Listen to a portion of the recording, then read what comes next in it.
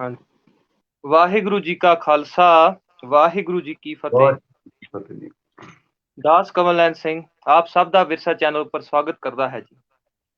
ਜਦੋਂ ਵੀ ਕਿਸੇ ਕੌਮ ਵੱਲੋਂ ਕਿਸੇ ਕਮਿਊਨਿਟੀ ਵੱਲੋਂ ਮੋਰਚੇ ਲੱਗਦੇ ਹਨ, ਉਹ ਇਸ ਚੀਜ਼ ਦੇ ਸੂਚਕ ਹੁੰਦੇ ਹਨ ਕਿ ਉਹ ਕੌਮ, ਉਹ ਫਿਰਕਾ, ਉਹ ਕਮਿਊਨਿਟੀ ਜਾਗਦੀ ਹੈ ਕਿ ਨਹੀਂ, ਉਹ ਸੱਚ ਦੇ ਰਸਤੇ ਉੱਪਰ ਚੱਲਦੀ ਹੈ ਕਿ ਨਹੀਂ। ਅੱਜ ਅਸੀਂ ਵੀ ਸਿੱਖ ਇਤਿਹਾਸ ਦੇ ਖਜ਼ਾਨੇ ਵਿੱਚੋਂ ਇੱਕ ਐਸਾ ਇਤਿਹਾਸ ਤੁਹਾਡੇ ਨਾਲ ਸਾਂਝਾ ਕਰਨ ਜਾ ਰਹੇ ਹਾਂ, ਜਿਸ ਇਤਿਹਾਸ ਦੇ ਸਦਕਾ father of the nation Mahatma Gandhi ਨੂੰ ਵੀ ਕਹਿਣਾ ਪਿਆ ਕਿ this is the first freedom of this nation. ਅਸੀਂ ਕਰ ਰਹੇ ਹਾਂ ਜੀ ਗੱਲ ਚਾਬੀਆਂ ਦੇ ਮੋਰਚੇ ਦੀ। ਸ਼ਾਇਦ ਹੀ ਕਈਆਂ ਨੂੰ ਇਹਦਾ ਨਾਂ ਨਹੀਂ ਪਤਾ ਹੋਏਗਾ। ਅੱਜ ਅਸੀਂ ਇਸੇ ਬਾਰੇ ਡਿਸਕਸ਼ਨ ਕਰਾਂਗੇ ਤੇ ਸਾਡੇ ਨਾਲ ਮੌਜੂਦ ਨੇ ਭਾਈ ਸਾਹਿਬ ਭਾਈ ਚਰਨਜੀਤ ਸਿੰਘ ਜੀ, ਵਾਈਸ ਪ੍ਰਿੰਸੀਪਲ ਸਿੱਖ ਮਿਸ਼ਨਰੀ ਕਾਲਜ ਅਨੰਦਪੁਰ ਸਾਹਿਬ ਤੋਂ। ਭਾਈ ਸਾਹਿਬ ਦਾ ਸਵਾਗਤ ਕਰਦੇ ਹਾਂ ਜੀ। ਵਾਹਿਗੁਰੂ ਜੀ ਕਾ ਖਾਲਸਾ ਵਾਹਿਗੁਰੂ ਜੀ ਕੀ ਫਤਿਹ। ਵਾਹਿਗੁਰੂ ਜੀ ਕਾ ਖਾਲਸਾ ਵਾਹਿਗੁਰੂ ਵਾਹ ਜੀ ਕੀ ਫਤਿਹ। ਵਿਰਸਾ ਚੈਨਲ ਸਮੂਹ ਵੀਰ, ਇਹਨਾਂ ਦਾ ਮੈਂ ਧੰਨਵਾਦ ਕਰਦਾ ਜਿਨ੍ਹਾਂ ਨੇ ਉਦਮ ਉਪਰਾਲਾ ਵੀ ਕੀਤਾ ਹੈ ਤੇ ਇੱਕ ਅਹਿਮ ਪੱਖ ਜਿਹੜਾ ਸਾਡੇ ਸਿੱਖ ਇਤਿਹਾਸ ਦਾ ਹੈ, ਜਿਹੜਾ ਕਿ ਬਹੁਤੀਆਂ ਸੰਗਤਾਂ ਨੂੰ ਪਤਾ ਵੀ ਨਹੀਂ, ਉਸ ਬਾਰੇ ਸੰਗਤਾਂ ਨੂੰ ਜਾਣਕਾਰੀ ਦੇਣ ਦੇ ਲਈ ਵੀਰਾਂ ਨੇ ਉਦਮ ਉਪਰਾਲਾ ਕੀਤਾ। ਸਾਰੇ ਵੀਰਾਂ ਦਾ ਬਹੁਤ ਬਹੁਤ ਧੰਨਵਾਦ ਜੀ। ਭਾਈ ਸਾਹਿਬ ਜੀ, ਆਪ ਜੀ ਦਾ ਵੀ ਧੰਨਵਾਦ, ਜਿਹੜਾ ਆਪ ਜੀ ਨੇ ਆਪਣਾ ਕੀਮਤੀ ਸਮਾਂ ਸੰਗਤਾਂ ਨਾਲ ਸਾਂਝ ਪਾਈ ਜੀ। ਤੇ ਚਾਬੀਆਂ ਦਾ ਮੋਰਚਾ ਜਿਹੜਾ ਕਿ ਅੰਮ੍ਰਿਤਸਰ ਦੀ ਪਾਵਨ ਧਰਤੀ ਤੇ ਸ਼ੁਰੂ ਹੋਇਆ, ਤੇ ਭਾਈ ਸਾਹਿਬ ਜੀਆਂ ਤੋਂ ਜਾਣਾਂਗੇ ਤੇ ਭਾਈ ਸਾਹਿਬ ਜੀ, ਚਾਬੀਆਂ ਦਾ ਮੋਰਚਾ ਕੀ ਸੀ? ਚਾਬੀਆਂ ਦਾ ਮੋਰਚਾ ਦਰਅਸਲ ਜਿੱਦਾਂ ਤੁਸੀਂ ਇੱਕ ਲਾਈਨ ਪਹਿਲਾਂ ਕਹੀ ਹੈ ਨਾ, ਵੀ ਜਿਹੜੀਆਂ ਕੌਮਾਂ ਸੁਚੇਤ ਹੁੰਦੀਆਂ ਨੇ, ਦਰਅਸਲ ਉਹ ਗੁਲਾਮੀ ਮਹਿਸੂਸ ਕਰ ਹੀ ਨਹੀਂ ਸਕਦੀਆਂ। ਭਾਵੇਂ ਉਹਨਾਂ ਨੂੰ ਕਿਸੇ ਪ੍ਰਕਾਰ ਦੀ ਵੀ ਗੁਲਾਮੀ ਦੇਣ ਦੀ ਕੋਸ਼ਿਸ਼ ਕੀਤੀ ਜਾਵੇ, ਤੇ ਸਿੱਖ ਕੌਮ ਦਰਅਸਲ ਹੈ ਹੀ ਗੁਰੂ ਨਾਨਕ ਦੇ ਪਾਤਸ਼ਾਹ ਮਹਾਰਾਜ ਨੇ ਜਿਹੜਾ ਬੀਜ ਬੀਜਿਆ, ਉਹ ਗੁਲਾਮੀ ਤੋਂ ਉੱਪਰ ਉੱਠ ਕੇ ਸੁਤੰਤਰਤਾ ਦਾ ਸੀ, ਆਜ਼ਾਦੀ ਦਾ ਸੀ। ਜੀ ਆਪਾਂ ਬਹੁਤਾ ਵਿਸਥਾਰ ਚ ਨਹੀਂ ਜਾਣਾ, ਮੈਂ ਹੋਰ ਆਸੇ ਪਾਸੇ ਮੇਨ ਆਪਾਂ ਜਿਹੜਾ ਹੈ ਚਾਬੀਆਂ ਦੇ ਮੋਰਚੇ ਤੇ ਰਹਿਣਾ ਹੈ। ਤੁਸੀਂ ਇਹ ਪੁੱਛਿਆ ਵੀ ਚਾਬੀਆਂ ਦਾ ਮੋਰਚਾ ਕੀ ਸੀ। ਕੋਈ ਵੀ ਮੋਰਚਾ ਲੱਗਦਾ ਹੈ ਤੇ ਉਹਦੇ ਪਿੱਛੇ ਕਾਰਨ ਹੁੰਦੇ ਨੇ। ਚਾਬੀਆਂ ਦੇ ਮੋਰਚੇ ਦੇ ਪਿੱਛੇ ਜੇ ਕਾਰਨ ਆਪਾਂ ਦੇਖਣੇ ਨੇ ਤੇ ਬਹੁਤ ਕਾਰਨ ਆ ਜਾਂਦੇ ਆ ਸਾਡੇ ਸਾਹਮਣੇ। ਜੀ ਜੇ ਜੇ ਆਪਾਂ ਸਿੱਖ ਇਤਿਹਾਸ ਨੂੰ ਦੇਖਦੇ ਆ ਨਾ, ਧੰਨ ਗੁਰੂ ਗੋਬਿੰਦ ਸਿੰਘ ਪਾਤਸ਼ਾਹ ਮਹਾਰਾਜ ਸਤਿਗੁਰ ਸੱਚੇ ਪਾਤਸ਼ਾਹ ਦੇ ਜਾਣ ਤੋਂ ਬਾਅਦ ਸਨ 1708 ਤੋਂ ਬਾਅਦ ਚਾਬੀਆਂ ਦੇ ਮੋਰਚੇ ਤੱਕ ਮੈਂ ਕੇਵਲ 5-7 ਮਿੰਟ ਕੀ ਇਹਨੂੰ ਕਵਰ ਕਰਨਾ ਹੈ। ਜੀ ਜੀ ਵੀ ਕਾਰਨ ਕੀ ਸੀ। ਸਿੱਖ ਇਤਿਹਾਸ ਨੂੰ ਆਪਾਂ ਨਾ ਤਿੰਨ ਹਿੱਸਿਆਂ ਚ ਲੈਂਦੇ ਆ। 1708 ਤੋਂ ਬਾਅਦ 50 ਤੇ 55 ਸਾਲ ਉਹ ਨੇ ਜਦੋਂ ਸਿੱਖਾਂ ਦੇ ਉੱਤੇ ਬੜਾ ਤਸ਼ੱਦਦ ਹੁੰਦਾ ਹੈ, ਜ਼ੁਲਮ ਹੁੰਦਾ ਹੈ। ਅਹਿਮਦ ਸ਼ਾਹ ਅਬਦਾਲੀ ਵੀ ਆਉਂਦਾ ਹੈ ਤੇ ਸਿੱਖ ਗੁਰਦੁਆਰਿਆਂ ਤੋਂ ਦੂਰ ਹੋ ਗਏ, ਦਰਬਾਰ ਸਾਹਿਬ ਤੋਂ ਦੂਰ ਹੋ ਗਏ। ਇੱਥੋਂ ਤੱਕ ਉਹਨਾਂ ਨੂੰ ਜਦੋਂ ਪਤਾ ਲੱਗਦਾ ਵੀ ਇਹ ਆਪਣੇ ਸਥਾਨਾਂ ਤੋਂ ਦੂਰ ਹੋ ਰਹੇ ਨੇ ਜਿੱਥੋਂ ਇਹਨਾਂ ਨੂੰ ਤਾਕਤ ਮਿਲਦੀ ਏ, ਦਰਬਾਰ ਸਾਹਿਬ ਦਾ ਸਰੋਵਰ ਵੀ ਪੂਰ ਦਿੱਤਾ ਜਾਂਦਾ ਹੈ। ਸਿੱਖ ਗਾਹੇ ਬਗਾਹੇ ਆ ਕੇ ਫਿਰ ਦਰਸ਼ਨ ਵੀ ਕਰਦੇ ਆ। ਇਹ ਜਿਹੜਾ ਇਹ ਪਹਿਲਾ ਸਮਾਂ ਹੈ 50 ਤੋਂ 55 ਸਾਲ ਦਾ। ਦੂਸਰਾ ਸਮਾਂ ਉਹ ਆਉਂਦਾ ਹੈ ਜਿਹਨੂੰ ਆਪਾਂ ਕਹਿ ਲਈਏ ਸਿੱਖ ਮਿਸਲਾਂ ਦਾ ਸਮਾਂ। ਉਹ ਜਿਹੜਾ ਸਮਾਂ ਆਉਂਦਾ ਹੈ ਨਾ, ਉਹ ਤਕਰੀਬਨ 80 ਤੋਂ 85 ਸਾਲ ਦਾ ਸਮਾਂ ਹੈ, ਸਿੱਖ ਮਿਸਲਾਂ ਦਾ ਸਮਾਂ।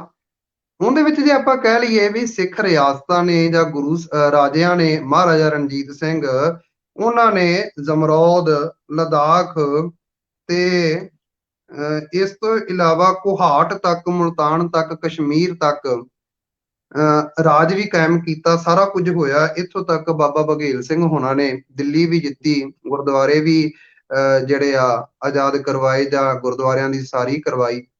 ਪਰ ਇੱਕ ਚੀਜ਼ ਦੀ ਇੱਥੇ ਘਾਟ ਇਹ ਸੀ ਵੀ ਜਿਹੜੀ ਅੰਦਰੂਨੀ ਮਰਿਆਦਾ ਸੀ ਨਾ, ਉਧਰ ਧਿਆਨ ਇਹ ਕਹਿ ਲਈਏ ਵੀ ਸਿੱਖਾਂ ਦਾ ਘੱਟ ਸੀ, ਜਾਂ ਉਹ ਜਿਹੜੀ ਸੰਪਰਦਾਇ ਮਰਿਆਦਾ ਸੀ ਉਹ ਉਦਾਂ ਹੀ ਤੁਰੀ ਆ ਰਹੀ ਸੀ। ਜਿਹੜਾ ਤੀਜਾ ਪੱਖ ਆਪਾਂ ਲੈਂਦੇ ਆ, ਉਹ ਸਨ 1849 ਤੋਂ ਬਾਅਦ ਦਾ ਪੱਖ ਆ। ਉਹ ਆਪਾਂ ਕਹਿ ਲਈਏ ਅੰਗਰੇਜ਼ਾਂ ਦਾ, ਅੰਗਰੇਜ਼ ਜੀ ਸਮੇਂ ਦਾ। 70 ਤੋਂ ਜਿਹੜਾ 75 ਸਾਲ ਦਾ ਸਮਾਂ ਜਿਹੜਾ ਹੈ ਨਾ, ਉਹ ਇਹ ਪੱਖ ਆ ਜਾਂਦਾ ਹੈ ਅੰਗਰੇਜ਼ਾਂ ਦੇ ਸਮੇਂ ਦਾ। ਤੇ ਉਸ ਸਮੇਂ ਦੇ ਵਿੱਚ ਕਿਉਂਕਿ ਇੱਕ ਗੱਲ ਇਹ ਉੱਠੀ ਸੀ ਬ੍ਰਿਟਿਸ਼ ਪਾਰਲੀਮੈਂਟ ਦੇ ਵਿੱਚ, ਇੱਕ ਸਵਾਲ ਦੇ ਉੱਤਰ ਵਿੱਚ secretary of state for India ਵੱਲੋਂ ਇਹ ਦੱਸਿਆ ਗਿਆ ਕਿ ਭਾਵੇਂ ਭਾਰਤ ਉੱਤੇ ਅੰਗਰੇਜ਼ਾਂ ਦਾ ਪੂਰਾ ਕਬਜ਼ਾ ਹੋ ਚੁੱਕਾ ਹੈ, ਪਰ ਸਿੱਖ ਕੌਮ ਆਪਸ ਦੇ ਵਿੱਚ ਇੱਕ ਸੰਗਠਿਤ ਕੌਮ ਹੈ, ਕਿਉਂਕਿ ਸਿੱਖ ਕੌਮ ਸਟੇਟ ਵਿਦ ਦਾ ਸਟੇਟ ਦਾ ਕੰਮ ਕਰਦੀ ਆ। ਤੇ ਉਹਨਾਂ ਨੇ ਗੁਰਦੁਆਰਿਆਂ ਦੇ ਕਰੜੀ ਨਿਗਾਹ ਰੱਖਣੀ ਸ਼ੁਰੂ ਕਰ ਦਿੱਤੀ। ਜਿੰਨਾ ਚਿਰ ਇਹਨਾਂ ਕੋਲ ਗੁਰਦੁਆਰੇ ਆ ਨਾ, ਉਹਨਾਂ ਚਿਰ ਇਹਨਾਂ ਦੇ ਉੱਤੇ ਅਸੀਂ ਕਬਜ਼ਾ ਨਹੀਂ ਕਰ ਸਕਦੇ। ਗੁਰਦੁਆਰਿਆਂ ਦੇ ਉੱਤੇ ਫਿਰ ਕਰੜੀ ਨਿਗਾਹ ਰੱਖਣੀ ਸ਼ੁਰੂ ਕਰ ਦਿੱਤੀ। ਫਿਰ ਮਹੰਤਾਂ ਦਾ ਕੰਮ ਆ ਜਾਂਦਾ ਹੈ, ਖਾਸ ਕਰਕੇ ਤਰਨਤਾਰਨ ਸਾਹਿਬ, ਦਰਬਾਰ ਸਾਹਿਬ ਤੇ ਨਨਕਾਣਾ ਸਾਹਿਬ। ਇਹਨਾਂ ਦੇ ਉੱਤੇ ਜਿਹੜੀ ਇਹ ਬਿਲਕੁਲ ਸਰਕਾਰੀ ਜਿਹੜੇ ਸਰਬਰਾਹ ਜਿਹੜੇ ਆ ਉਹ ਨਿਯੁਕਤ ਕਰ ਦਿੱਤੇ ਜਾਂਦੇ ਨੇ। ਇਸ ਤੋਂ ਬਾਅਦ 2 ਘਟਨਾਵਾਂ ਵਾਪਰਦੀਆਂ। 1914 ਦੇ ਵਿੱਚ ਬਜਬਜ ਕਾਟ, ਕਾਮਾਗਾਟਾ ਮਾਰੂ, ਔਰ 1919 ਦੇ ਵਿੱਚ ਜਲਿਆਂਵਾਲਾ ਬਾਗ। ਇਹ 2 ਘਟਨਾਵਾਂ ਵਾਪਰੀਆਂ। ਪਰ ਕਮਾਲ ਦੀ ਗੱਲ ਸੀ, ਜਿਹੜੇ ਸਰਬਰਾਹ ਨਿਯੁਕਤ ਕੀਤੇ ਸੀ ਉਹਨਾਂ ਦੇ ਕੋਲੋਂ ਹੀ ਬਾਅਦ ਵਿੱਚ ਜਿਹੜਾ ਇਹ ਸਰੋਪੇ ਦਵਾ ਦਿੱਤੇ ਗਏ ਅਰੂੜ ਸਿੰਘ ਦੇ ਕੋਲੋਂ। ਤੇ 1919 ਦੇ ਵਿੱਚ ਅਕਾਲ ਤਖਤ ਸਾਹਿਬ ਤੋਂ ਜਨਰਲ ਡਾਇਰ ਨੂੰ ਬਾਅਦ ਵਿੱਚ ਸਰੋਪਾ ਜਿਹੜਾ ਹੈ ਉਹ ਪਵਾ ਦਿੱਤਾ ਗਿਆ। ਇਹ ਜਿਹੜਾ ਆਪ ਸਮਝ ਗਏ ਹੋਵੋਗੇ ਕਿ ਹੌਲੀ ਹੌਲੀ ਜਿਹੜਾ ਇਹ ਗੁਰਦੁਆਰਿਆਂ ਦੇ ਵਿੱਚ ਕਬਜ਼ਾ ਜਿਹੜਾ ਕਰਨਾ ਸ਼ੁਰੂ ਕਰ ਦਿੱਤਾ। ਇਸ ਤੋਂ ਬਾਅਦ ਇੱਕ ਪੱਖ ਹੋਰ ਆਉਂਦਾ ਚਾਬੀਆਂ ਦੇ ਮੋਰਚੇ ਤੱਕ ਜਾਣ ਤੋਂ ਬਾਅਦ। ਪਹਿਲਾ ਗੁਰਦੁਆਰਾ ਸੁਧਾਰ ਲਹਿਰ, ਔਰ ਸੁਧਾਰ ਲਹਿਰ ਤੋਂ ਬਾਅਦ ਸ਼੍ਰੋਮਣੀ ਕਮੇਟੀ ਦਾ ਜਿਹੜਾ ਜਨਮ ਹੁੰਦਾ ਹੈ। ਉਸ ਤੋਂ ਪਹਿਲਾਂ 1-2 ਘਟਨਾਵਾਂ ਵਾਪਰਦੀਆਂ ਜਿਹੜੇ ਗੁਰਦੁਆਰਿਆਂ ਨੂੰ ਆਜ਼ਾਦ ਕਰਵਾਇਆ ਹੈ। ਇਹ 2 ਗੁਰਦੁਆਰੇ ਆ ਜਿਹੜੇ ਸਿੱਖਾਂ ਦੀ ਨਿਗਾਹ 'ਚ ਨਹੀਂ ਆਉਂਦੇ। ਸ਼੍ਰੋਮਣੀ ਕਮੇਟੀ ਤੋਂ ਪਹਿਲਾਂ ਜੇ ਆਪਾਂ ਕਹਿ ਲਈਏ, ਜਿਹੜੇ ਮੋਰਚਿਆਂ ਦਾ ਆਪਾਂ ਕਹਿ ਲਈਏ ਵੀ ਸਿੱਖਾਂ ਨੇ ਜਿਹੜੇ ਆਜ਼ਾਦ ਕਰਵਾਏ, ਇੱਕ ਗੁਰਦੁਆਰਾ ਹੈ ਚੁਮਾਲਾ ਸਾਹਿਬ, ਪਾਤਸ਼ਾਹੀ 6ਵੀਂ, ਤੇ ਇੱਕ ਗੁਰਦੁਆਰਾ ਹੈ ਬਾਬੇ ਕੀ ਬੇਰ, ਸਿਆਲਕੋਟ। ਇੱਥੇ ਮੈਂ ਅੰਦਰੂਨੀ ਨਹੀਂ ਜਾਣਾ, ਬਹੁਤ ਲੰਬਾ ਵਿਸ਼ਾ ਹੋ ਜਾਵੇਗਾ ਵੀ ਉੱਥੇ ਕੀ ਕੀ ਹੋਇਆ। ਉੱਥੋਂ ਦੇ ਗ੍ਰੰਥੀ ਜਿਹੜੇ ਮਹੰਤ ਸੀ, ਬੜੇ ਉਹਨਾਂ ਦਾ ਕਰੈਕਟਰ ਜਿਹੜਾ ਸੀ। ਖੈਰ, ਸਿੱਖਾਂ ਨੇ ਇਹ ਵੀ ਸਮਾਂ ਪਾ ਕੇ ਆਜ਼ਾਦ ਕਰਵਾਏ ਨੇ। ਇਸ ਤੋਂ ਬਾਅਦ ਇੱਕ ਘਟਨਾ ਵਾਪਰਦੀ ਆ। ਖਾਲਸਾ ਬਰਾਦਰੀ ਜਿਹੜੇ ਸਿੱਖ ਆ ਉਹ 10, 11, 12 ਅਕਤੂਬਰ ਨੂੰ ਮਤਾ ਪਕਾਉਂਦੇ ਆ ਵੀ 12 ਅਕਤੂਬਰ ਨੂੰ ਸਵੇਰੇ ਅਸੀਂ ਦਰਬਾਰ ਸਾਹਿਬ ਜਾਵਾਂਗੇ ਤੇ ਆਪਣੀ ਅਰਦਾਸ ਕਰਾਵਾਂਗੇ। ਅਖੌਤੀ ਨੀਚਾ ਦੇ ਹੋਣ ਕਰਕੇ ਜਿਹੜੇ ਉੱਥੇ ਪੁਜਾਰੀ ਨੇ ਉਹਨਾਂ ਨੇ ਅਰਦਾਸ ਨਹੀਂ ਕੀਤੀ ਤੇ ਉੱਥੇ ਤੇਜਾ ਸਿੰਘ ਪੁੱਤਰ ਕਰਤਾਰ ਸਿੰਘ ਝੱਬਰ ਆਉਂਦੇ ਨੇ। ਘਟਨਾ ਕਾਫੀ ਲੰਬੀ ਆ। ਫਿਰ ਕਹਿੰਦੇ ਆ ਮਹਾਰਾਜ ਅੱਗੇ ਛੱਡੋ ਫੈਸਲਾ, ਮਹਾਰਾਜ ਹੁਕਮਨਾਮਾ ਬਖਸ਼ ਦਿਆ, ਨਿਗੁਣਿਆਂ ਨੂੰ ਆਪੇ ਬਖਸ਼ ਲੈ ਭਾਈ ਸਤਿਗੁਰ ਕੀ ਸੇਵਾ ਲਾਏ।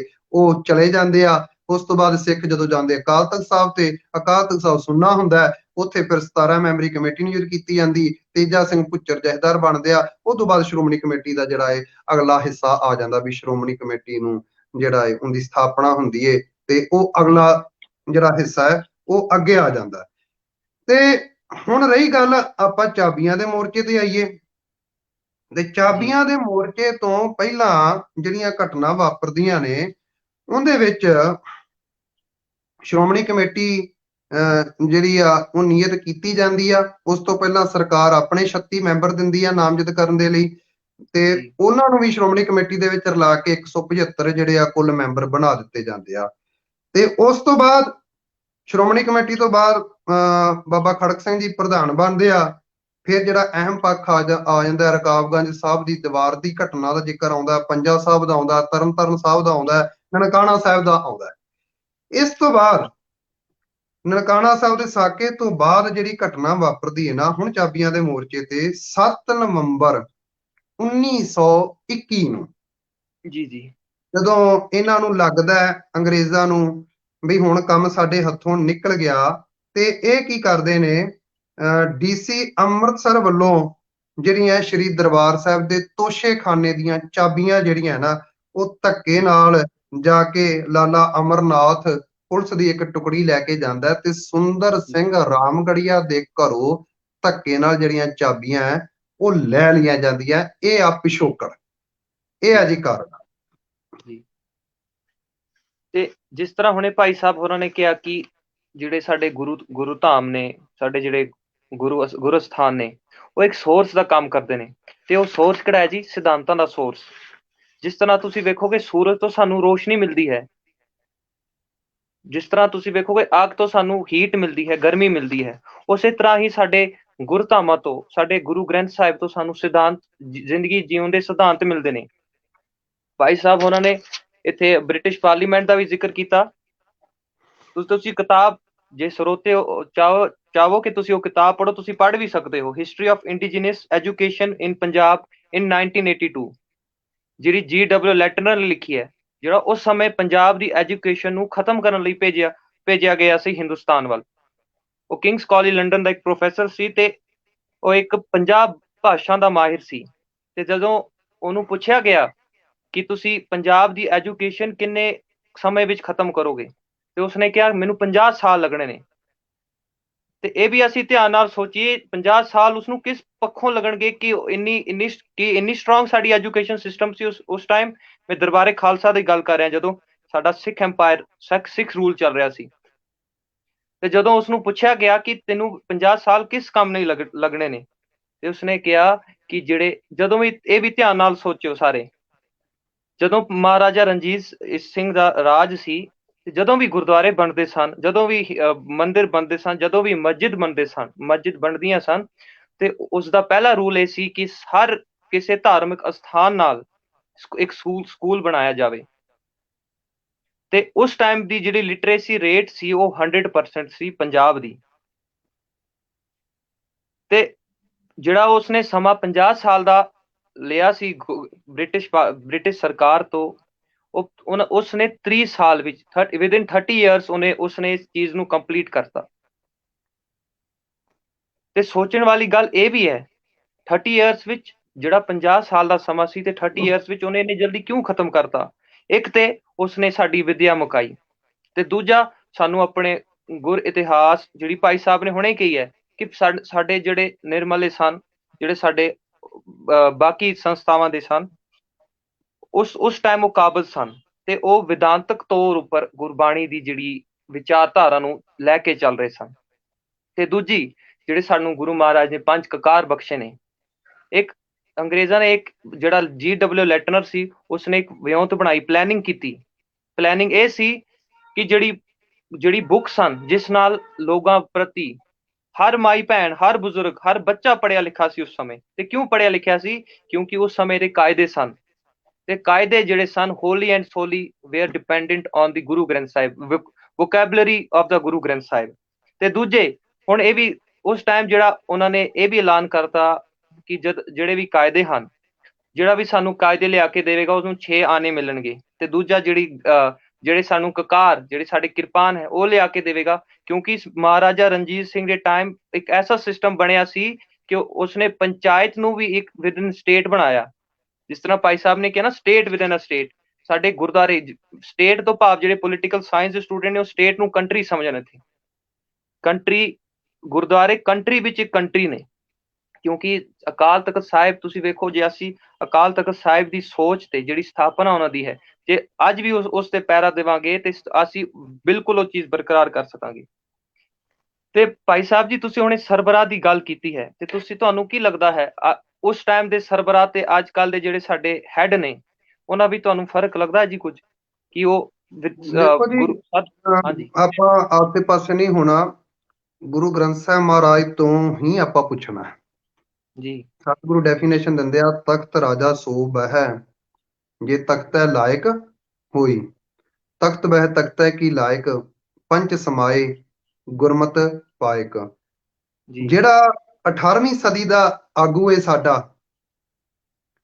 ਇਸ ਸਮੇਂ ਕਹਿ ਲਓ ਮਹਾਰਾਜਾ ਰਣਜੀਤ ਸਿੰਘਾਂ ਦੇ ਸਮੇਂ, ਜਾਂ ਅਕਾਲੀ ਬਾਬਾ ਫੂਲਾ ਸਿੰਘ, ਜਾਂ ਹੋਰ, ਉਹਨਾਂ ਦੇ ਸਾਹਮਣੇ ਸਿਧਾਂਤ ਇਹ ਹੁੰਦਾ ਸੀ, ਜੇ ਦਰਬਾਰੀ ਆਉਂਦੀ ਆ ਤੇ ਨਵਾਬੀ ਆਉਂਦੀ ਆ, ਤੇ ਉਹ ਕਹਿੰਦੇ ਆ ਵੀ ਨਵਾਬੀ ਜੇ ਲੈਣੀ ਆ ਤੇ ਗੁਰੂ ਗ੍ਰੰਥ ਸਾਹਿਬ ਮਹਾਰਾਜ ਦੀ ਹਜ਼ੂਰੀ ਦੇ ਵਿੱਚ, ਤੇ ਪੰਜਾਂ ਪਿਆਰਿਆਂ ਦੇ ਚਰਨੀ ਛੁਹਾ ਕੇ, ਤੇ ਨਾਲ ਉਹਨਾਂ ਦਾ ਇਹ ਹੁੰਦਾ ਸੀ ਅਹਿਮ ਪੱਖ ਕਿ ਸਾਡੇ ਕੋਲੋਂ ਸੇਵਾ ਨਾ ਖੋਈ ਜਾਵੇ। ਇਹ ਸਿਧਾਂਤ ਸੀ ਉਹਨਾਂ ਦੇ ਵਿੱਚ। ਅਜੋਕੇ ਸਮੇਂ ਦੇ ਵਿੱਚ ਬਹੁਤ ਘਾਟ ਹੈ।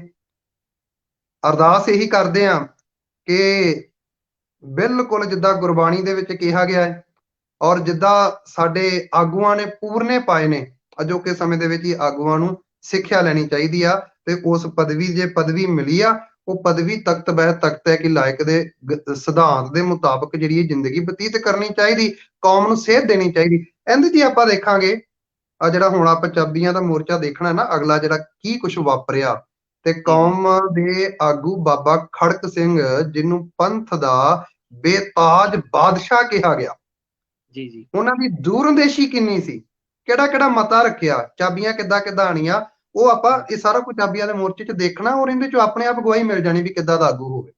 ਜੀ ਜੀ ਤੇ ਭਾਈ ਸਾਹਿਬ ਜੀ, ਪੜ੍ਹਨ ਸੁਣਨ ਵਿੱਚ ਇਹ ਵੀ ਆਉਂਦਾ ਹੈ ਕਿ ਜਦੋਂ ਸਰਬਰਾ ਕਾਬਜ਼ ਸਨ, ਕਿਉਂਕਿ ਜਿਹੜੇ ਸਰਬਰਾ ਸਨ ਉਹ ਅੰਗਰੇਜ਼ਾਂ ਵੱਲੋਂ ਥਾਪੇ ਗਏ ਸਨ, ਕਿਉਂਕਿ ਜੀ ਜਿਹੜੀ ਡੈਮੋਕ੍ਰੇਸੀ ਜਿਹੜੀ ਅਸੀਂ ਵੇਖ ਰਹੇ ਹਾਂ ਉਹ ਨਹੀਂ ਸੀ ਉਸ ਜੀ ਟਾਈਮ। ਤੇ ਜੀ ਸੰਗਤਾਂ ਜੀ ਨੂੰ ਕੀ ਮੁਸ਼ਕਲਾਂ ਆਉਂਦੀਆਂ ਸਨ ਉਸ ਟਾਈਮ? ਜਿਹੜੀ ਗੁਰਮਰਿਆਦਾ ਸਾਡੀ ਬਿਲਕੁਲ, ਜਿਹੜੀ ਅੱਜ ਦੀ ਮਰਿਆਦਾ ਜਿਹੜੀ ਰਹਿਤ ਮਰਿਆਦਾ ਸ੍ਰੀ ਅਕਾਲ ਤਖਤ ਸਾਹਿਬ ਤੋਂ ਜਿਹੜੀ ਫਾਲੋ ਹੈ, ਉਹ ਹੋ ਰਹੀ ਸੀ ਕਿ ਨਹੀਂ? ਕਿਉਂਕਿ ਉਹਨਾਂ ਜਿਹੜੇ ਮਹੰਤ ਸਨ ਉਹਨਾਂ ਨੂੰ ਥਾਪੜਾ ਅੰਗਰੇਜ਼ਾਂ ਤੋਂ ਮਿਲਿਆ ਕਰਦਾ ਸੀ।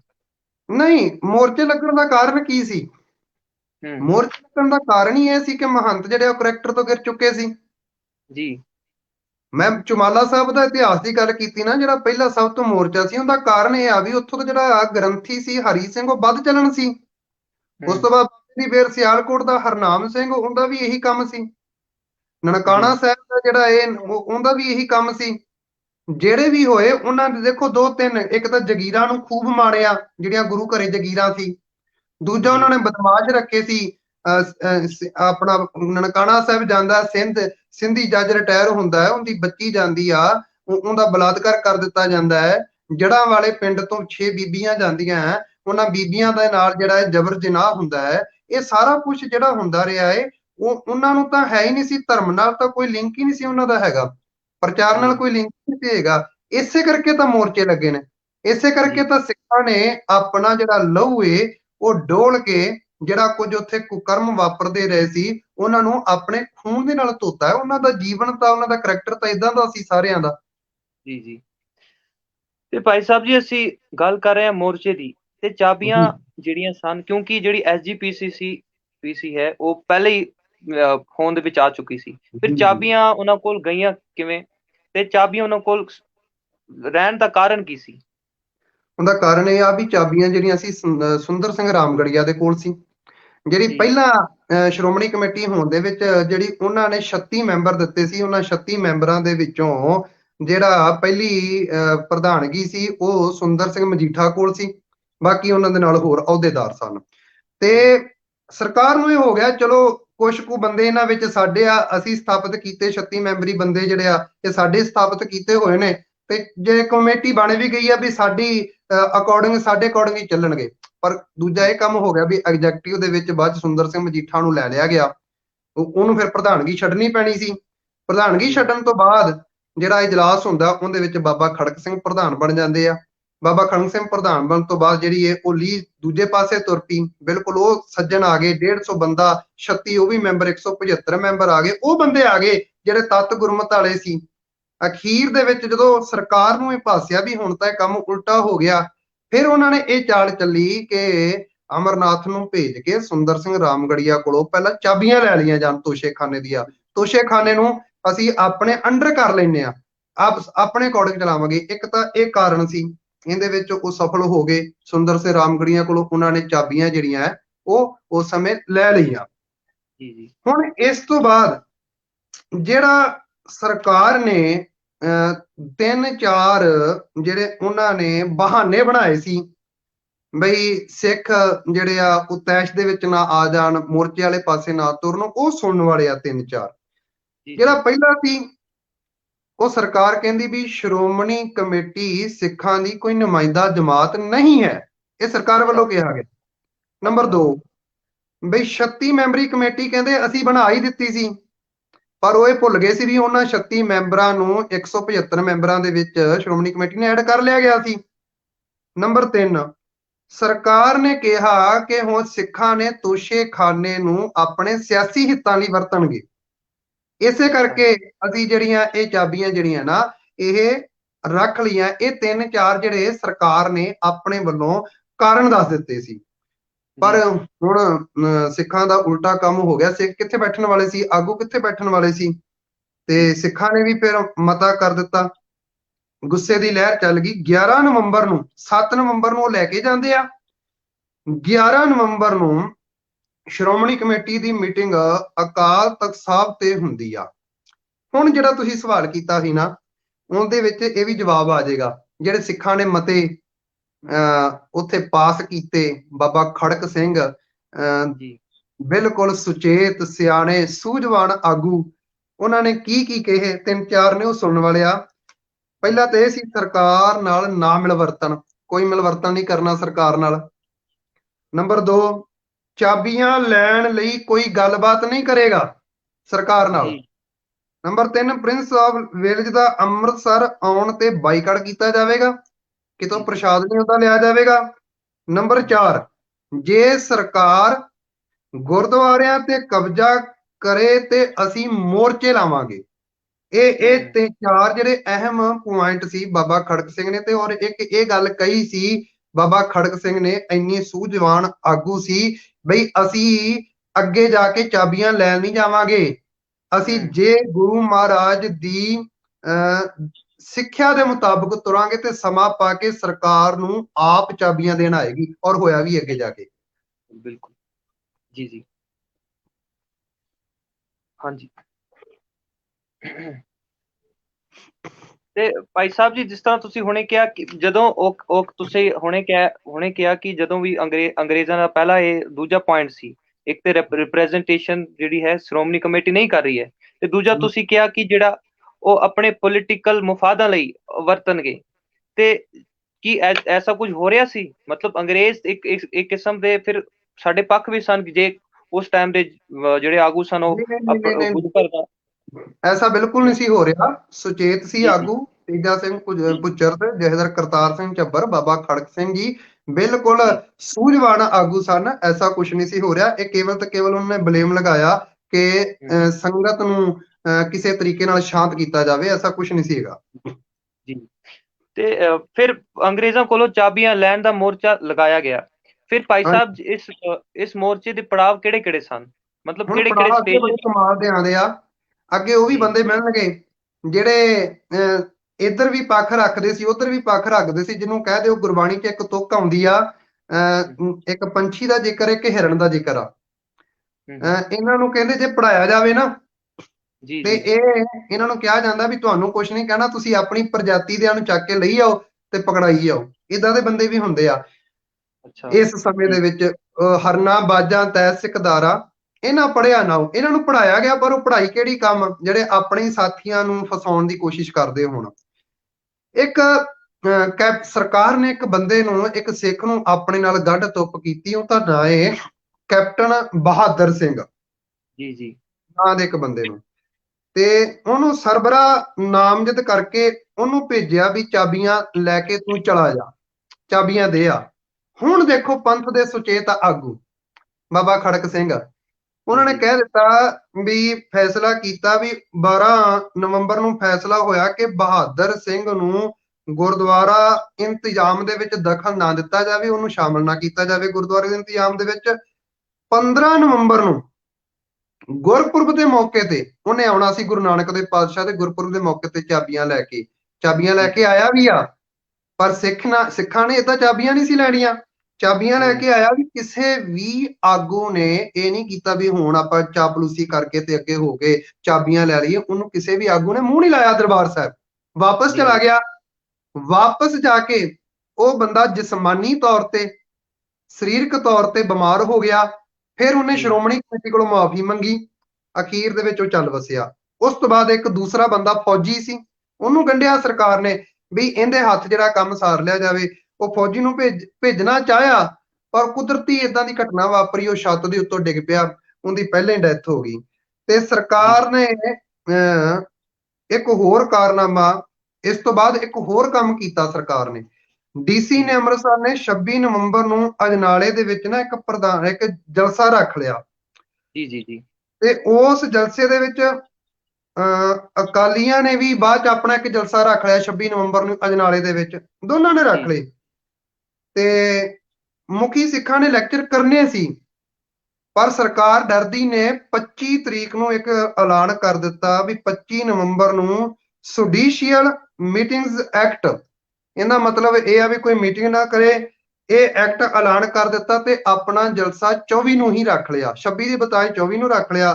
ਫਿਰ ਦੋ ਸਿੱਖ ਜੀ। ਆਗੂ ਫੇਰ ਵੀ ਚਲੇ ਗਏ, ਸਰਦਾਰ ਦਾਨ ਸਿੰਘ ਵਿਛੋਆ ਇਹ ਵੀ ਚਲੇ ਹੂੰ। ਗਏ, ਸਰਦਾਰ ਜਸਵੰਤ ਸਿੰਘ ਝੰਬਾਲ, ਇਹਨਾਂ ਨੇ ਕਿਹਾ ਵੀ ਸਾਨੂੰ ਬੋਲਣ ਦਾ ਮੌਕਾ ਦਿੱਤਾ ਜਾਵੇ। ਇੱਥੋਂ ਮੋਰਚਾ ਸ਼ੁਰੂ ਹੋ ਗਿਆ, ਅੱਗੇ ਪੂਰੇ ਜੋਬਨ ਦੇ ਵਿੱਚ ਮੋਰਚਾ ਆ ਗਿਆ। ਜੀ ਜੀ। ਇਹਨਾਂ ਨੂੰ ਬੋਲਣ ਦਾ ਮੌਕਾ ਨਹੀਂ ਦਿੱਤਾ ਸਿੱਖਾਂ ਨੂੰ। ਤੇ ਹੂੰ। ਇਹਨਾਂ ਨੇ ਕੀ ਕੀਤਾ, ਦੇਖੋ ਸਿਆਣਪ, ਉੱਥੇ ਹੀ ਅਜਨਾਲੇ ਚ ਦੂਜੇ ਪਾਸੇ ਜਾ ਕੇ ਆਪਣਾ ਟੈਂਟ ਲਾਤਾ, ਜਾਂ ਕਹਿ ਲਓ ਜੀ ਆਪਣਾ ਸਮਾਗਮ ਸ਼ੁਰੂ ਕਰ ਦਿੱਤਾ। ਜਿੰਨੇ ਸਰਕਾਰੀ ਜਲਸੇ ਚ ਬੰਦੇ ਬੈਠੇ ਉਹ ਸਾਰੇ ਹੀ ਉੱਠ ਗਏ, ਉਹ ਸਾਰੇ ਹੀ ਉੱਠ ਕੇ ਇਹਨਾਂ ਦੇ ਜਲਸੇ ਚ ਆ ਗਏ। ਇਹ ਵਿਚਾਰ ਸਪੀਚ ਕਰ ਰਹੇ ਨੇ ਤੇ ਹੋਇਆ ਕਿ ਸਰਕਾਰ ਨੂੰ ਗੁੱਸਾ ਚੜ ਗਿਆ, ਖਿੱਚ ਗਏ, ਈਰਖਾ ਚ ਆ ਗਏ, ਇਹਨਾਂ ਨੂੰ ਗ੍ਰਿਫਤਾਰ ਕਰ ਲਿਆ। ਇਹ ਗ੍ਰਿਫਤਾਰੀ ਦੀ ਖਬਰ ਅਕਾਲ ਤਖਤ ਸਾਹਿਬ ਤੇ ਚਲੀ ਗਈ, ਉੱਤੇ ਬਾਬਾ ਖੜਕ ਸਿੰਘ ਪ੍ਰਧਾਨਗੀ ਕਰਦੇ ਪਏ ਸੀ, ਉਹ ਆ ਜੀ। ਗਏ। ਉਹਨਾਂ ਨੇ ਆ ਕੇ ਇੱਥੇ ਤਕਰੀਰਾਂ ਦੇਣੀਆਂ ਸ਼ੁਰੂ ਕਰ ਦਿੱਤੀਆਂ, ਸਪੀਚ ਦੇਣੀ ਸ਼ੁਰੂ ਕਰ ਦਿੱਤੀ। ਬਾਬਾ ਖੜਕ ਸਿੰਘ ਨੂੰ ਗ੍ਰਿਫਤਾਰ ਕਰ ਲਿਆ, ਬਾਕੀ 19 ਸਿੱਖਾਂ ਨੂੰ ਗ੍ਰਿਫਤਾਰ ਕਰ ਲਿਆ ਜਿਨ੍ਹਾਂ ਨੇ ਤਕਰੀਰਾਂ ਦੇਣੀਆਂ ਸੀ। ਉੱਥੇ ਫਿਰ ਉਹਨਾਂ ਨੂੰ ਗ੍ਰਿਫਤਾਰ ਕਰਨ ਤੋਂ ਬਾਅਦ ਜਿਹੜਾ ਇਹ ਸਿੱਖਾਂ ਨੇ ਫਿਰ ਅਮਰ ਸਿੰਘ ਝਬਾਲ, ਉਹਨੂੰ ਸਰਦਾਰ ਅਮਰ ਸਿੰਘ ਝਬਾਲ ਨੂੰ ਐਕਟਿੰਗ ਪ੍ਰਧਾਨ ਜਿਹੜਾ ਏ ਉਹ ਸ਼੍ਰੋਮਣੀ ਕਮੇਟੀ ਦਾ ਲਾ ਦਿੱਤਾ, ਕਿਉਂਕਿ ਬਾਬਾ ਖੜਕ ਸਿੰਘ ਹਣੀ ਤਾਂ ਅੰਦਰ ਚਲੇ ਗਏ। ਜੀ ਜੀ। ਤੇ ਉਸ ਤੋਂ ਬਾਅਦ 28 ਨਵੰਬਰ ਨੂੰ ਇੱਕ ਸਿੱਖਾਂ ਨੇ ਉਹ ਕੀਤਾ, ਆਪਣਾ ਮਤਾ ਪਾਸ ਕੀਤਾ ਕਿ ਸ਼ੇਖੂਪੁਰਾ ਦੇ ਵਿੱਚ, ਲਾਹੌਰ ਦੇ ਵਿੱਚ ਜਿਹੜੇ ਆ ਉਹ ਤਕਰੀਰਾਂ ਰੱਖੀਆਂ ਜਾਣ। ਤੇ ਦਸੰਬਰ ਨੂੰ 4 ਦਸੰਬਰ ਨੂੰ ਗੁਰੂ ਤੇਗ ਬਹਾਦਰ ਪਾਤਸ਼ਾਹ ਦਾ ਸ਼ਹੀਦੀ ਦਿਹਾੜਾ ਆਉਣਾ ਸੀ, ਉੱਥੇ ਤਕਰੀਰਾਂ ਕੀਤੀਆਂ ਜਾਣ। ਤੇ 6 ਦਸੰਬਰ 1921 ਨੂੰ ਇੱਕ ਜੀ ਮਤਾ ਅਹਿਮ ਸੀ ਜਿਹੜਾ ਸਿੱਖਾਂ ਨੇ ਕੀਤਾ। ਉਦੋਂ ਬਾਬਾ ਖੜਕ ਸਿੰਘ ਤਾਂ ਜੇਲ੍ਹ 'ਚ ਸੀ, ਪਰ ਅਮਰ ਸਿੰਘ ਜੀ। ਜੀ ਝਬਾਲ ਹੈ ਨਹੀਂ। ਉਹਨਾਂ ਨੇ ਅਹਿਮ ਮਤਾ ਇਹ ਕੀਤਾ ਸੀ 6 ਦਸੰਬਰ 1921 ਨੂੰ ਕਿ ਕੋਈ ਵੀ ਸਿੱਖ ਤਦ ਤੱਕ ਚਾਬੀਆਂ ਨਾ ਲਵੇ ਜਦ ਤੱਕ ਗ੍ਰਿਫਤਾਰ ਕੀਤੇ ਹੋਏ ਆਗੂ ਰਿਹਾ ਨਾ ਕੀਤੇ ਜਾਣ। ਇਹ ਸੀ ਸਿੱਖਾਂ ਦੀ ਏਕਤਾ। ਹਾਂਜੀ ਜੀ ਬਿਲਕੁਲ ਜੀ। ਤੇ ਭਾਈ ਸਾਹਿਬ ਜੀ, ਜਿਹੜੇ ਅੰਗਰੇਜ਼ ਸਨ ਉਸ ਟਾਈਮ ਦੀ ਪਾਵਰਫੁਲ ਜਿਹੜੀ ਸੀ, ਕਹਿ ਸਕਦੇ ਹਾਂ ਸ਼ਕਤੀ ਹੈ, ਇੱਕ ਕਿਸਮ ਦੀ ਪੂਰੀ ਸੈਂਟਰਲ ਫੋਰਸ ਸੀ ਉਸ ਕੋਲ, ਤੇ ਜੀ ਜੀ। ਉਹ ਸਿੱਖਾਂ ਦੇ ਕੋਲ ਝੁਕ ਚੁੱਕੇ ਕਿਸ ਤਰ੍ਹਾਂ? ਦੇਖੋ ਜੀ, ਇੱਕ ਨਾ ਮੇਰੇ ਜ਼ਿਹਨ ਦੇ ਵਿੱਚ ਗੱਲ ਆ ਗਈ। ਜਨਮ ਸਾਖੀ ਦੇ ਵਿੱਚ ਜ਼ਿਕਰ ਆਉਂਦਾ ਹੈ, ਭਾਈ ਮਰਦਾਨਾ ਗੁਰੂ ਨਾਨਕ ਸਾਹਿਬ ਪਾਤਸ਼ਾਹ ਮਹਾਰਾਜ ਨੂੰ ਸਵਾਲ ਕਰਦੇ ਆ, ਕਹਿੰਦੇ ਆ ਵੀ ਇਹ ਸਿੱਖ ਕਦੋਂ ਤੱਕ ਇਕੱਠੇ ਰਹਿਣਗੇ? ਤੇ ਉਹ ਜਵਾਬ ਬੜਾ ਪਿਆਰਾ ਹੈ। ਉਹ ਕਹਿੰਦੇ, ਗੁਰੂ ਨਾਨਕ ਦੇ ਪਾਤਸ਼ਾਹ ਕਹਿੰਦੇ, ਜਬ ਤੱਕ ਆਪਸ ਵਿੱਚ ਇਤਫਾਕ ਕਰਨਗੇ ਜੀ। ਤਾਂ ਵਲਾਇਤਾਂ ਦਾ ਰਾਜ ਕਰਨਗੇ, ਜੇ ਹੂੰ। ਆਪਸ ਚ ਵਿਰੋਧ ਕਰਨਗੇ ਦੇਸ਼ 'ਚ ਦੁੱਖ ਪਾਉਣਗੇ। ਮਿਲਬੇ ਕੀ ਮਹਿਮਾ ਬਰਨ ਨਾ ਸਾਕੋ ਨਾਨਕ ਪਰੈ ਪਰੀਲਾ, ਗੁਰੂ ਪਾਤਸ਼ਾਹ ਗੁਰਬਾਣੀ 'ਚ ਕਹਿੰਦੇ ਆ ਵੀ ਜਿਹੜੀ ਜੀ ਸਤ ਸੰਗਤ ਹੈ ਨਾ, ਜਿਹੜੀ ਏਕਤਾ ਹੈ, ਇਹਦੇ ਅੱਗੇ ਵੱਡੀ ਤੋਂ ਵੱਡੀ ਤਾਕਤ ਵੀ ਝੁਕ ਸਕਦੀ। ਹੁਣ ਆਪਾਂ ਇਹਦੇ 'ਚ ਵੀ ਦੇਖ ਲਿਆ, ਕਿਸਾਨਾਂ ਦੇ ਮੋਰਚੇ 'ਚ ਵੀ ਬਿਲਕੁਲ ਜੀ ਜਿੰਨੀ ਬਿਲਕੁਲ। ਮਰਜ਼ੀ ਵੱਡੀ ਤਾਕਤ ਹੋਵੇ, ਪਰ ਜਿੱਥੇ ਏਕਤਾ ਆ ਜਾਵੇ, ਜਿੱਥੇ ਸਬਰ ਆ ਜਾਵੇ, ਜਿਹੜਾ ਗੁਰੂ ਪਾਤਸ਼ਾਹ ਨੇ ਸਿਖਾਇਆ ਸੀ, ਉਹਦੇ ਅੱਗੇ ਝੁਕਣਾ ਪੈ ਜਾਂਦਾ। ਔਰ ਝੁਕੇ ਵੀ, ਅੰਗਰੇਜ਼ ਵੀ ਝੁਕੇ ਨੇ, ਇਹ ਵੀ ਝੁਕਿਆ, ਜੀ ਸਮੇਂ ਦੀਆਂ ਸਰਕਾਰਾਂ ਨੂੰ ਵੀ ਝੁਕਣਾ ਪਿਆ। ਜੀ। ਤੇ ਸਾਡੇ ਲਈ ਇਹ, ਸਾਨੂੰ ਇਹ ਵੀ ਜ਼ਰੂਰੀ ਹੈ ਕਿ ਉਸ ਟਾਈਮ ਦੇ ਆਗੂ ਵੀ ਬੜੇ ਕਮਾਲ ਦੇ ਸਨ। ਤਖਤ ਰਾਜਾ ਬਿਲਕੁਲ ਜੀ ਸੋਭ ਬਿਲਕੁਲ। ਹੈ ਜੇ ਤਖਤ ਦੇ ਲਾਇਕ ਹੋਏ। ਤੇ ਲਾਇਕ ਹੋਈ ਦੇ ਲੰਮੀ ਨਦਰ ਨਿਹਾਲੀ ਹੈ। ਭਾਈ ਸਾਹਿਬ ਕਹਿੰਦੇ ਆਸਾ ਦੀ ਵਾਰ ਚ ਗੁਰੂ ਨਾਨਕ ਦੇ ਪਾਤਸ਼ਾਹ ਮਹਾਰਾਜ ਬੜੇ ਦੂਰ ਅੰਦੇਸ਼ੀ ਸੀ। ਔਰ ਸਭ ਤੋਂ ਜੀ ਵੱਡੀ ਗੱਲ ਇਹ ਹੁੰਦੀ ਸੀ, ਜਿਹੜਾ ਵੀ ਕੋਈ ਫੈਸਲਾ ਲੈਣਾ ਹੈ ਮਹਾਰਾਜ ਦੇ ਤਾਬਿਆ ਬਹਿ ਕੇ ਲੈਣਾ, ਔਰ ਮਹਾਰਾਜ ਦੀ ਰਹਿਨੁਮਾਈ ਹੇਠ ਗੁਰਬਾਣੀ ਦੇ ਅਕੋਰਡਿੰਗ ਲੈਣਾ, ਆਪਣੀ ਮੱਤ ਦੇ ਮੁਤਾਬਕ ਨਹੀਂ ਸੀ ਕਰਦੇ। ਇਸੇ ਕਰਕੇ ਡੋਲਦੇ ਨਹੀਂ ਸੀ। ਸਤਿਗੁਰੂ ਵੀ ਅੰਗ ਸੰਗ ਸਹਾਈ ਹੁੰਦੇ ਸੀ। ਬਿਲਕੁਲ ਜੀ ਬਿਲਕੁਲ। ਅੱਜ ਸਾਨੂੰ ਗੁਰੂ ਗ੍ਰੰਥ ਸਾਹਿਬ ਜੀ ਨੂੰ ਹੀ ਆਪਣਾ ਆਗੂ ਮੰਨਣ ਦੀ ਲੋੜ ਹੈ, ਸਿੱਖ ਸੰਗਤਾਂ ਨੂੰ ਜੀ। ਬਿਲਕੁਲ ਜੀ ਬਿਲਕੁਲ। ਜੀ। ਤੇ ਇਸੇ ਤਰ੍ਹਾਂ ਹੀ ਬਾਕੀ ਮੋਰਚੇ ਵੀ ਲੱਗੇ ਗਏ, ਜਿਸ ਤਰ੍ਹਾਂ ਜੈਤੋ ਦਾ ਮੋਰਚਾ ਸੀ, ਪੰਜਾਬੀ ਸੂਬਾ ਮੋਰਚਾ ਹੈ, ਮੋਰਚਾ ਗੁਰੂ ਕਾ ਬਾਗ, ਚਾਬੀਆਂ ਦਾ ਮੋਰਚਾ ਜਿਹੜਾ ਸੀ ਹੁਣੇ ਪੜਿਆ ਸੁਣਿਆ ਵੀ ਭਾਈ ਸਾਹਿਬ ਵੱਲੋਂ, ਪਗੜੀ ਸੰਭਾਲ ਜੱਟਾ ਮੋਰਚਾ ਜਿਹੜਾ ਉਸ ਟਾਈਮ ਦਾ ਕਿਸਾਨੀ ਮੋਰਚਾ ਸੀ, ਪੰਜਾ ਸਾਹਿਬ ਸਾਕਾ ਨਨਕਾਣਾ ਸਾਹਿਬ। ਐਸੇ ਮੋਰਚੇ ਨੇ ਜਿਹੜੇ ਸਾਨੂੰ ਕੁਝ ਸਿਖਾ ਰਹੇ ਨੇ, ਤੇ ਆਉਣ ਵਾਲੀਆਂ ਪੀੜ੍ਹੀਆਂ ਵੀ ਸਾਨੂੰ ਜਿਹੜੀਆਂ ਨੇ ਇਸ ਤੋਂ ਸੇਧ ਲੈਣੀ ਚਾਹੀਦੀ ਹੈ ਕਿ ਸਾਡੇ ਪੁਰਖੇ ਕਿਸ ਤਰ੍ਹਾਂ ਦੇ ਸਨ, ਤੇ ਸਾਡੇ ਅੱਜ ਦੇ ਜਿਹੜੇ ਨੁਮਾਇੰਦੇ ਹਨ, ਜਾਂ ਅਸੀਂ ਆਪ ਵੀ ਕਹਿ ਲਈਏ, ਕਿਉਂਕਿ ਅਸੀਂ ਇਹਨਾਂ ਤੋਂ ਅਲੱਗ ਨਹੀਂ ਹਾਂ, ਅਸੀਂ ਵੀ ਗੁਰੂ ਕੇ ਸਿੱਖ ਹਾਂ, ਤੇ ਸਾਨੂੰ ਵੀ ਉਹਨਾਂ ਦੀ ਸੋਚ ਮੁਤਾਬਿਕ ਹੀ ਚੱਲਣਾ ਚਾਹੀਦਾ ਹੈ। ਹਾਂਜੀ ਭਾਈ ਸਾਹਿਬ ਜੀ। ਹਾਂਜੀ, ਬਸ ਹੁਣ ਆਪਾਂ ਅਖੀਰ 'ਚ ਆ ਗਏ। ਮੋਰਚਾ ਸਰਕਾਰ ਨੂੰ ਝੁਕਣਾ ਕਿੱਦਾਂ ਪਿਆ, ਜਿੱਥੇ ਜੀ ਇਹ ਆਪਾਂ ਦੇਖੀਏ ਵੀ ਸਰਕਾਰ ਨੂੰ ਕਿਸ ਤਰੀਕੇ ਨਾਲ ਝੁਕਣਾ ਪਿਆ। ਸ਼੍ਰੋਮਣੀ ਕਮੇਟੀ ਦੀ ਹਮਾਇਤ ਤੇ ਕਿਹੜੇ ਕਿਹੜੇ ਆ ਗਏ ਫਿਰ? ਜੀ ਜਿੰਨੇ ਰਿਟਾਇਰਡ ਫੌਜੀ ਅਫਸਰ ਸੀ ਉਹਨਾਂ ਦੇ ਵਿੱਚ ਆਗੂ ਦਾ ਨਾਮ ਆਉਂਦਾ ਜੀ ਕੈਪਟਨ ਰਾਮ ਸਿੰਘ ਜੀ ਜੀ ਤੇ ਰਸਾਲਦਾਰ ਸੁੰਦਰ ਸਿੰਘ। ਉਹਨਾਂ ਨੇ ਇੱਕ ਐਲਾਨ ਕੀਤਾ, ਲਿਖ ਕੇ ਭੇਜਤਾ ਡਿਪਟੀ ਕਮਿਸ਼ਨਰ ਨੂੰ, ਜਿੰਨੇ ਅਸੀਂ ਰਿਟਾਇਰਡ ਫੌਜੀ ਆ, ਅਸੀਂ ਗੁਰੂ ਕਾ ਬਾਗ ਜਾ ਰਹੇ ਹਾਂ।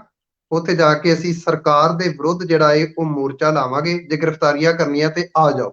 ਇੱਥੋਂ ਜੀ ਸਰਕਾਰ ਜੀ ਬੜੀ ਡਰ ਗਈ, ਜਿੰਨੇ ਫੌਜੀ ਸੀ। ਨੰਬਰ 2, ਜੀ ਇਸ ਤੋਂ ਬਾਅਦ ਸਿੱਖ ਰਿਆਸਤਾਂ ਜਿੰਨੀਆਂ ਸੀ, ਪਟਿਆਲਾ ਹੋ ਗਈ, ਨਾਭਾ ਹੋ ਗਈ, ਜੀਂਦ ਹੋ ਗਈ, ਫਰੀਦਕੋਟ ਹੋ ਗਈ, ਇਹਨਾਂ ਸਾਰਿਆਂ ਦੇ ਨੁਮਾਇੰਦੇ ਆ ਗਏ ਸ਼੍ਰੋਮਣੀ ਕਮੇਟੀ ਦੇ ਹੱਕ ਦੇ ਵਿੱਚ।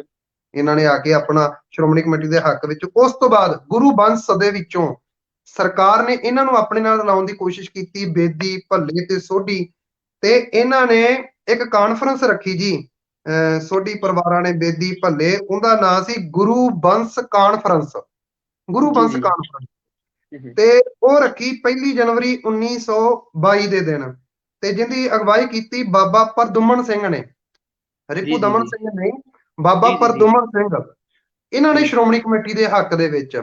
ਇੱਥੋਂ ਹਮ, ਸਰਕਾਰ ਬਹੁਤ ਡਰ ਗਈ। ਤੀਸਰਾ, ਹਮ, ਖਾਲਸਾ ਕਾਲਜ ਸ੍ਰੀ ਅੰਮ੍ਰਿਤਸਰ ਸਾਹਿਬ ਦੇ ਜਿੰਨੇ ਪ੍ਰੋਫੈਸਰ ਸੀ ਉਹ ਸਾਰੇ ਸ਼੍ਰੋਮਣੀ ਕਮੇਟੀ ਦੇ ਹੱਕ ਦੇ ਵਿੱਚ ਆ ਗਏ। ਸਰਕਾਰ ਡਰ ਗਈ, ਕੁੜਿੱਕੀ ਦੇ ਵਿੱਚ ਫਸ ਗਈ।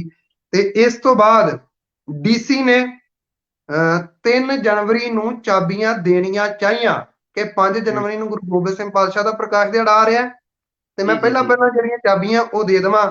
ਸਿੱਖਾਂ ਨੇ ਉਹ ਜਿਹੜਾ ਫੈਸਲਾ ਕੀਤਾ ਸੀ ਨਾ 6 ਦਸੰਬਰ 1921 ਵਾਲਾ, ਬਈ ਜਿੰਨਾ ਚਿਰ ਆਗੂ ਰਿਹਾ ਨਹੀਂ ਹੁੰਦੇ ਚਾਬੀਆਂ ਨਹੀਂ ਲੈਣਾ, ਉਹਦੇ ਤੇ ਅਡੋਲ ਰਹੇ। ਇਹ ਹੁੰਦੀ ਹੈ ਜੀ ਬਿਲਕੁਲ ਏਕਤਾ। ਜੀ ਜੀ ਜੀ ਇਹ ਹੁੰਦਾ ਵੀ ਜਿਹੜਾ ਵਾਅਦਾ ਕੀਤਾ ਉਹ ਹਮ, ਵਾਅਦੇ ਤੇ ਪੱਕੇ ਰਹਿਣਾ। ਵੀ ਇਹ ਨਹੀਂ ਵੀ ਕੁਛ ਕੁ ਬੰਦਿਆਂ ਮਗਰ ਲੱਗ ਕੇ ਜੀ ਸਾਡੇ ਬੰਦੇ ਰਿਹਾ ਨਹੀਂ ਹੋਏ ਤੇ ਚਲੋ ਚਾਬੀਆਂ ਲੈ ਲਓ, ਇੱਧਰ ਨੂੰ ਨਹੀਂ ਤੁਰੇ, ਯਾਨੀ ਕਿ ਤਿਲਕਣਬਾਜ਼ੀ ਚ ਨਹੀਂ ਪਏ। 6 ਹਮ, ਦਸੰਬਰ 1921 ਦਾ ਜਿਹੜਾ ਮਤਾ ਸੀ ਉਹਨੂੰ ਚੇਤਾ ਰੱਖਿਆ। ਅਖੀਰ ਚ 11 ਜਨਵਰੀ 1922 ਨੂੰ ਸਰ ਜਾਨ ਮੈਨਾਰਡ ਨੇ ਐਲਾਨ ਕਰ ਦਿੱਤਾ ਕਿ ਸਾਰੇ ਸਿੱਖ ਰਿਹਾ ਕਰ ਦਿੱਤੇ ਜਾਣਗੇ। ਜੀ ਹੋਇਆ ਕਿ 17 ਜਨਵਰੀ ਨੂੰ 193 ਦੇ ਵਿੱਚੋਂ 150 ਤਾਂ ਰਿਹਾ ਹੋ ਗਏ, ਰਿਹਾ ਕਰ ਦਿੱਤੇ ਗਏ।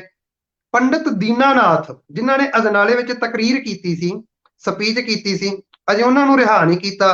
ਸਿੱਖਾਂ 'ਚ ਅਜੇ ਵੀ ਗੁੱਸਾ ਹੈ, ਇਹ ਮੈਂ ਦੱਸਦਾ ਅੱਗੇ ਜਾ ਕੇ। ਅਕਾਲ ਤਖਤ ਸਾਹਿਬ ਤੇ 150 ਸਿੱਖ ਪਹੁੰਚ ਗਏ ਜੀ। ਅਕਾਲ ਤਖਤ ਸਾਹਿਬ ਤੇ ਸਿੱਖਾਂ ਦਾ ਗਰਮਜੋਸ਼ੀ ਨਾਲ ਸਵਾਗਤ ਕੀਤਾ ਗਿਆ, ਜੀ ਆਇਆਂ ਕਿਹਾ ਗਿਆ। ਤੇ 19 ਜਨਵਰੀ ਨੂੰ 1922 ਜਿਹੜਾ ਖਾਸ ਦਿਨ ਹੈ, ਚਾਬੀਆਂ ਦਾ ਮੋਰਚਾ, ਜਦੋਂ ਜਿੱਤ ਮਿਲੀ, ਜਿੱਤ ਹਮ, ਪ੍ਰਾਪਤ ਕੀਤੀ, ਸ਼ਾਮ 6 ਵਜੇ ਡਿਸਟ੍ਰਿਕਟ ਜੱਜ ਦੇ ਨੁਮਾਇੰਦੇ ਨੇ ਅਕਾਲ ਤਖਤ ਸਾਹਿਬ ਤੇ ਆ ਕੇ ਚਾਬੀਆਂ ਦੀ ਥਾਲੀ ਪੰਥ ਦੇ ਬਿਤਾਜ ਬਾਦਸ਼ਾਹ ਬਾਬਾ ਚਲੋ ਖੜਕ ਸਿੰਘ ਨੂੰ ਸੌਂਪ ਦਿੱਤੀਆਂ। ਜਿਹੜੀ ਤੁਸੀਂ ਸ਼ੁਰੂਆਤ 'ਚ ਗੱਲ ਕੀਤੀ, ਮਹਾਤਮਾ ਗਾਂਧੀ ਨੇ ਵੀ ਮੁਬਾਰਕਾਂ ਦਿੱਤੀਆਂ, ਤਾਰ ਭੇਜੀ ਜੀ ਵੀ ਸਿੱਖਾਂ ਨੇ ਪਹਿਲੀ ਜਿਹੜੀ ਏ ਉਹ ਜਿੱਤ ਪ੍ਰਾਪਤ ਕਰ ਲਈ। ਪਰ ਇੱਕ ਚੇਤਾ ਰੱਖਣਾ, ਜਿਹੜੀ ਮੈਂ ਗੱਲ ਕਹਿ ਗਿਆ, ਇਹ ਮੋਰਚਾ ਫਤਿਹ ਹੋ ਗਿਆ, ਚਾਬੀਆਂ ਮਿਲ ਗਈਆਂ, ਪਰ ਪੰਡਤ ਦੀਨਾਨਾਥ ਨੂੰ ਇਹ ਰਿਹਾ ਨਹੀਂ ਸੀ ਕੀਤਾ। ਹਮ, ਸਿੱਖ ਫੇਰ ਅੜ ਗਏ। ਸਿੱਖ ਜੀ ਕਹਿੰਦੇ ਅਸੀਂ ਮੋਰਚਾ ਲਾਵਾਂਗੇ, ਅਸੀਂ ਹਮ, ਮੋਰਚਾ ਲਾਵਾਂਗੇ। ਪੰਡਤ ਦੀਨਾਨਾਥ ਨੂੰ ਰਿਹਾ ਨਹੀਂ ਕੀਤਾ। ਮੋਰਚਾ ਲਾਉਣ ਕਰਕੇ ਅਖੀਰ ਚ 1922 ਨੂੰ ਤਕਰੀਬਨ ਜਨਵਰੀ ਮਹੀਨੇ ਦੇ ਅਖੀਰ ਚ ਜਾ ਕੇ ਪੰਡਤ ਦੀਨਾਨਾਥ ਨੂੰ ਵੀ ਰਿਹਾ ਕਰ ਦਿੱਤਾ। ਇਹ ਸੀ ਚਾਬੀਆਂ ਦਾ ਮੋਰਚਾ। ਗੁਰੂ ਪਿਆਰੀ ਸਾਧ ਸੰਗਤ ਜੀਓ, ਫਤਿਹ ਕੀਤਾ। ਪਰ ਇਸ ਫਤਿਹ ਦੇ ਵਿੱਚ ਦੇਖੋ ਕਿੰਨੀਆਂ ਮੁਸ਼ਕਲਾਂ ਵੀ ਆਈਆਂ। ਆਗੂਆਂ ਨੇ ਆਪਣੀਆਂ ਪਦਵੀਆਂ ਛੱਡ ਕੇ ਜੇਲ੍ਹਾਂ 'ਚ ਬੈਠ ਕੇ ਤੇ ਉੱਥੇ ਤਿਆਗ ਦੀ ਭਾਵਨਾ ਵੀ ਦਿਖਾਈ। ਤੇ ਸਭ ਤੋਂ ਵੱਡੀ ਗੱਲ, ਜਿਹੜਾ ਮਤਾ ਕਹਿ ਦਿੱਤਾ ਵੀ ਜਿੰਨਾ ਚਿਰ ਸਿੱਖ ਰਿਹਾ ਨਹੀਂ ਹੁੰਦੇ ਉਹਨਾਂ ਚਿਰ ਤੱਕ ਅਸੀਂ ਜਿਹੜੇ ਚਾਬੀਆਂ ਉਹ ਵਾਪਸ ਨਹੀਂ ਲਵਾਂਗੇ। ਇਹਨਾਂ ਵਾਪਸ ਆ ਕੇ ਅੰਗਰੇਜ਼ ਨੂੰ ਆਪ ਚਾਬੀਆਂ ਦੇਣੀਆਂ ਪਈਆਂ। ਸੱਚੀ ਗੱਲ ਆ, ਅੱਜ ਸਿੱਖਿਆ ਇਹੀ ਆਪਾਂ ਲੈਂਦੇ ਹਾਂ ਚਾਬੀਆਂ ਦੇ ਮੋਰਚੇ ਚੋਂ। ਜੇ ਆਪਸ 'ਚ ਏਕਤਾ ਰੱਖਾਂਗੇ, ਗੁਰੂ ਦੀ ਤਾਬਿਆ ਰਹਾਂਗੇ, ਗੁਰੂ ਦੀ ਸਿੱਖਿਆ ਮੁਤਾਬਕ ਤੁਰਾਂਗੇ, ਤੇ ਵੱਡੀ ਤੋਂ ਵੱਡੀ ਤਾਕਤ ਵੀ ਸਾਨੂੰ ਜਿਹੜੀ ਹੈ ਉਡਲਾ ਨਹੀਂ ਸਕਦੀ। ਬਿਲਕੁਲ ਜੀ ਬਿਲਕੁਲ। ਤੇ ਸਾਧ ਸੰਗਤ ਜੀ, ਇਹ ਸਨ ਜੀ ਭਾਈ ਸਾਹਿਬ ਭਾਈ ਚਰਨਜੀਤ ਸਿੰਘ ਜੀ, ਵਾਈਸ ਪ੍ਰਿੰਸੀਪਲ ਸਿੱਖ ਮਿਸ਼ਨਰੀ ਕਾਲਜ ਅਨੰਦਪੁਰ ਸਾਹਿਬ ਤੋਂ, ਜਿਨ੍ਹਾਂ ਨੇ ਆਪਣਾ ਕੀਮਤੀ ਸਮਾਂ ਕੱਢ ਕੇ ਆਪ ਸੰਗਤਾਂ ਨਾਲ ਸਾਂਝ ਪਾਈ ਤੇ ਚਾਬੀਆਂ ਦੇ ਬਹੁਮੁੱਲੇ ਇਤਿਹਾਸ ਨਾਲ ਆਪ ਜੀ ਨੂੰ ਰੂਬਰੂ ਕਰਵਾਇਆ। ਇਸੇ ਤਰ੍ਹਾਂ ਹੀ ਹੋਰ ਵੱਖ-ਵੱਖ ਇਤਿਹਾਸ ਦੇ ਪੱਖੋਂ ਵੀ ਤੁਹਾਡੇ ਨਾਲ ਅੱਗੇ ਵੀ ਸਾਂਝ ਪਾਵਾਂਗੇ ਜੀ। ਭਾਈ ਸਾਹਿਬ ਦਾ ਧੰਨਵਾਦ, ਇੱਕ ਹੋਰ ਵਾਰ ਧੰਨਵਾਦ ਕਰਦੇ ਹਾਂ ਜੀ। ਭਾਈ ਧੰਨਵਾਦ ਜੀ ਸਾਹਿਬ ਜੀ ਵਿਰਸਾ ਚੈਨਲ ਦਾ, ਸਾਰੇ ਵੀਰਾਂ ਦਾ ਬਹੁਤ ਬਹੁਤ ਧੰਨਵਾਦ। ਹੁਕਮ ਤਾਂ ਆਪ ਜੀ ਨੇ ਪਹਿਲਾਂ ਕੀਤਾ ਸੀ, ਪਰ ਸਿਹਤ ਖਰਾਬ ਸੀ ਕਾਫੀ, ਇਸੇ ਕਰਕੇ ਦਰਸ਼ਨ ਨਹੀਂ ਕਰ ਸਕੇ। ਸਾਰੀਆਂ ਸੰਗਤਾਂ ਦਾ ਬਹੁਤ ਬਹੁਤ ਧੰਨਵਾਦ ਜੀ। ਆਪ ਜੀ ਤੋਂ ਵਿਦਾ ਲੈਂਦੇ ਹਾਂ ਜੀ। ਭਾਈ ਸਾਹਿਬ ਜੀ ਦਾ ਆਪ ਜੀ ਦਾ ਇੱਕ ਹੋਰ ਵਾਰ ਧੰਨਵਾਦ। ਵਾਹਿਗੁਰੂ ਜੀ ਕਾ ਵਾਹਿਗੁਰੂ ਜੀ ਖਾਲਸਾ, ਕਾ ਖਾਲਸਾ, ਵਾਹਿਗੁਰੂ ਜੀ ਕੀ ਫਤਿਹ।